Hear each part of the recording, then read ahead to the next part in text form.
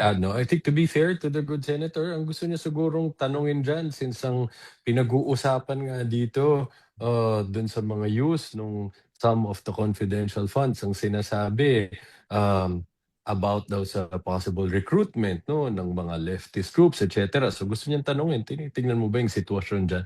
Pero sabi nga niya, hindi ito investigation, it's an audit, and as stated by Attorney Ligutan, what they conducted is a compliance audit. So it's documentary audit. So they're confined to the four corners of those documents. So yun lang ang tinitignan nila. Kaya yan naman ang naging mga discrepancies or issues na na-point out niya. For example, kapag makikita yung dates, may problema.